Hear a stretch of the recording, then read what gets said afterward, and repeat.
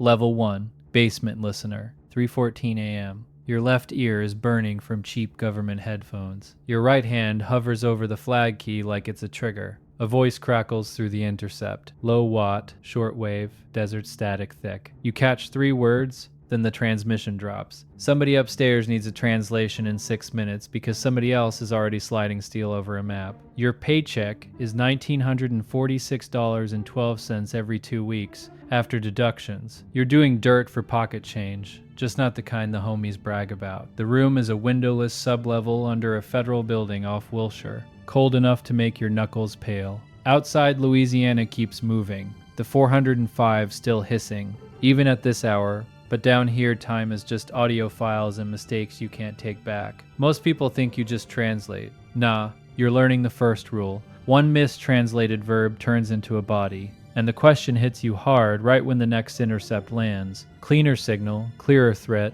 How do you survive long enough to stop being the one getting used? Level 2, the dialect grinder. You live inside accents now. Not Arabic, not Spanish, not Russian. You live inside the part everybody ignores. The alleyway version, the prison yard version, the version that only comes out when people think nobody is listening. You start catching the tells. The way a man from one valley hits a consonant like he's spitting. The way a fighter from another region softens his threats into jokes so it doesn't sound like work on a recording. They don't say attack, they say they're bringing bread. They don't say rifles, they say pipes. They don't say meeting, they say checking paperwork, like it's just business. Your supervisor doesn't care how smart you are, he cares how often you're wrong. You get pressed in the hallway by a contractor with a coffee breath and a badge that doesn't match his eyes. He leans in, quiet. You flag the wrong chatter again. You're gonna be back translating immigration interviews in a strip mall office in the Central Valley. You nod like a good employee. You go back inside. You keep listening because you're already stuck in the mix. Level 3, the case file knife. You start cutting people open on paper. Now you don't just translate words, you translate intent. You sit in a skiff with fluorescent lighting that makes everyone look guilty. A case officer slides you a transcript and points at one line. You read it. You hear the speaker in your head. You don't explain grammar, you explain violence. That's not a promise, you say. That's a flex. He's telling his people he already paid for it. The room goes quiet. The case officer watches you like you're a tool he doesn't fully trust yet. You start building profiles off language alone. Education level, street exposure. Whether the man speaks like somebody who grew up with stability or somebody who grew up around screaming. You get good enough that your notes change taskings. Names go onto lists. Names come off lists. Containers get searched at the port of Long Beach because you catch one phrase that doesn't belong. And you learn the second rule. You never get credit for what you prevent, only for what you miss. Level 4, the field interrogator. The first time you do it in person, the room smells like bleach and old sweat. You're not the one with the gloves.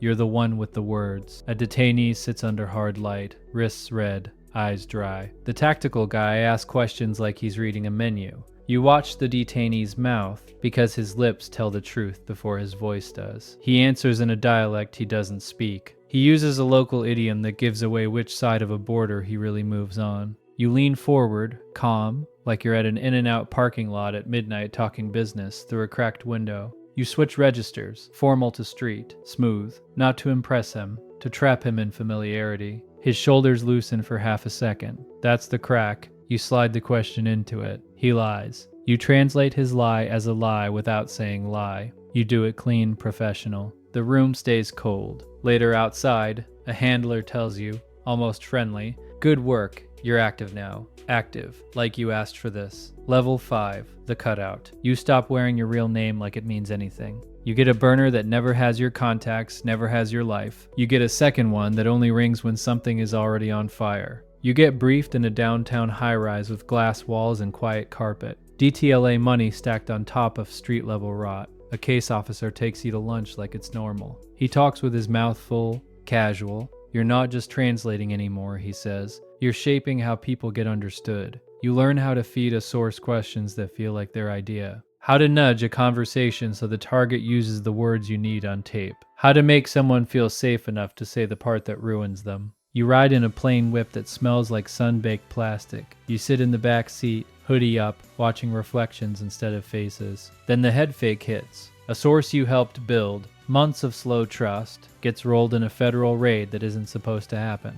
Different agency, different paperwork, different agenda. Your phone lights up with one text from a number you don't know. Stay quiet. You didn't see it. You feel it in your chest. The machine doesn't protect you. It spins you. Level 6. The deep cover architect, weaponized syntax in a foreign capital. You live overseas in a city that looks clean on postcards and rotten up close. Your cover job is boring on purpose. Your apartment is rented under a name that feels like wearing somebody else's skin. You keep your groceries simple. You keep your face forgettable. You keep your accent consistent down to the smallest vowel. The work isn't kicking doors. It's standing near power and bending it without touching it. You get invited into rooms where men in tailored suits talk like they own the air. You listen for what they avoid saying. You note the honorifics. You note who interrupts who. You note the insult that gets disguised as a compliment. You plant phrases the way people plant rumors. Not obvious. Not loud. Just a slight shift. One word that makes a rival sound arrogant. One sentence structure that makes a leader sound weak without anyone being able to quote it as an attack. You watch a local official start repeating your phrasing in public a week later. His enemies jump on it.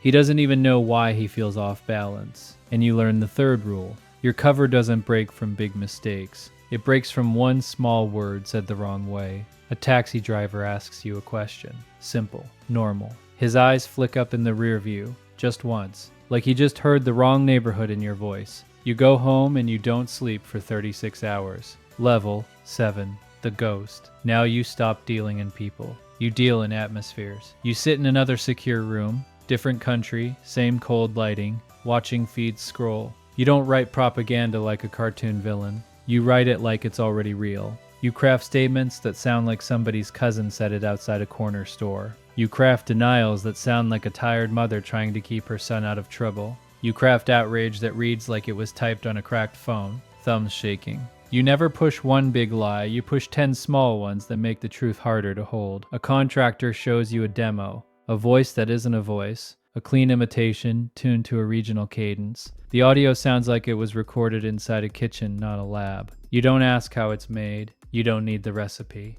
You need the effect. Within weeks, an insurgent faction starts accusing each other of betrayal using the same phrasing you seeded. Their internal chats get paranoid. Their meetings get smaller. Their supply chain gets sloppy. They start checking each other's paperwork like gang politics but with rifles and flags. You don't feel proud. You feel empty. Because it works. Level 8. The Stragic Shadow. You come back stateside, but you don't come back to life. You sit behind a polished table in a secure suite, where everyone's voice is controlled. You brief people who never repeat what you say, but they act on it the same day. You don't translate audio anymore. You translate countries. You lay out linguistic fault lines like a street map, where respect language collapses into violence, where a certain religious phrase means compromise and war in another. You tell them which speeches will land, which apologies will get someone killed, which slogan sounds strong in a capital but sounds like an insult in the countryside. You talk about vulnerabilities the way dudes talk about weak spots in a set's perimeter. A senior official asks you,